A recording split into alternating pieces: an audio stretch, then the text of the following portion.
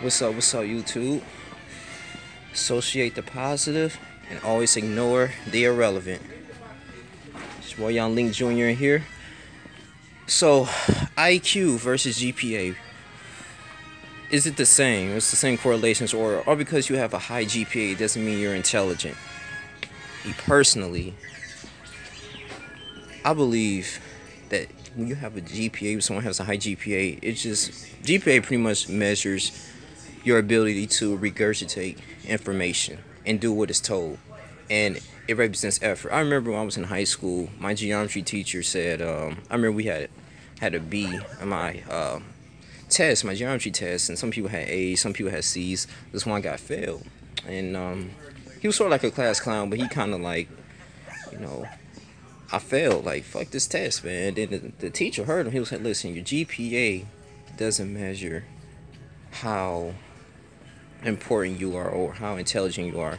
Your grades doesn't measure your intelligence or how successful you're going to be in this world. It just measures your effort. Did you read through the information, or are you able to follow simple directions or directions prior to the test? That's all it measures. Just you following orders and pretty much just putting in effort to complete the task. Now, it's some individuals, of course I'm not going to name her name, but I know some people that had a high, like 4.0s all throughout their school career, right? Then, when they graduate from high school, some of them end up working at Burger King. They probably, worked at Target, they worked at Walmart, or some of them even went to the military. Compared to the people that was making B's and C's and D's, they're real estate agents. They're CEO of a startup business. They're successful online businessmen and women. And then, going to school, people used to shame people that was like making C's and D's or that just had a lower GPA, saying, oh, you're not going to be successful. And I used to think of that because I was a B and C student growing up, all my life. I never had like a 4.0, but I knew that as I got older, I came to a realization that it doesn't measure your success or what you're going to do or what kind of vocation you're going to have. I was like, man, it's fucking deep. I believe intelligence comes from experience. You to rationalize and use logic, and to apply the 7 universal laws, checks, balances, or, law of polarity, or just understanding people, and learning your true self. Because all this is externally. And this is what I preach about in the Matrix, So, me personally, GPA is just your effort. IQ now, on the other hand, represents ability of things, various things. I took the IQ free practice test. My IQ was around like 120, which is a little bit better than the average person, because the average person in the United States IQ is 100. Okay, as African American men, it's 85 actually. So I'm smarter, well, concerned to this test, I'm smarter than the average black man, and then probably, around the average American when it comes to like just applying things from a book.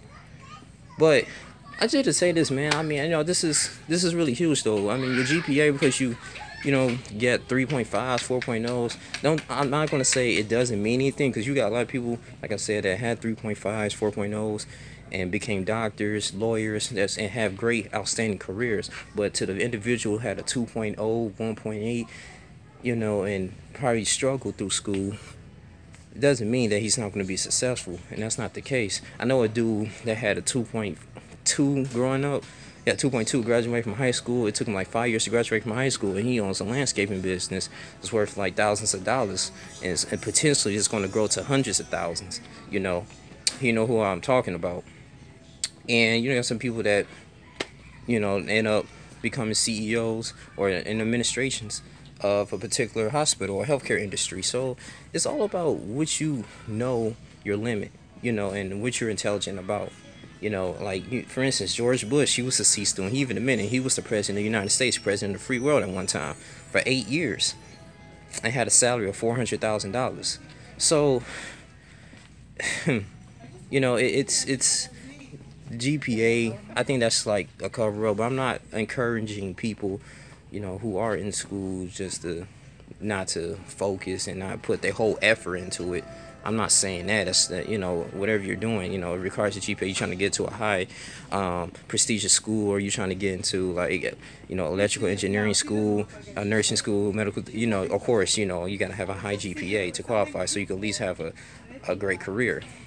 But just saying, like, for rest, it's really not the determining factor on how successful you're going to be. Your GPA doesn't measure your success in this world, because this world is so universal. There's so much to learn, so much to do. One of our greatest inventors is struggling in school, such as Albert Einstein. So, but it's your boy Young Lincoln here. I'm not going to draw out too long, though. I'm in Target right here, just looking, right, shop for some more bags and everything. But I just wanted to put that out there, man. If you guys are in school, because I'm in school right now too for nursing, so we got to have like a GPA of 2.7 or better even to get into the program to be considered. And last spring semester I had a 3.3, so and I learned, I still remember some of the things that I learned, to acquire that GPA, but I just realized that, book smarts, if you just have book smarts and not street smarts, or you don't have both, you're going to struggle, But it's your boy Young Lincoln here. I'm out here, man. I'm about to be out, and you guys take care. Thanks for watching. I'm out. Deuces.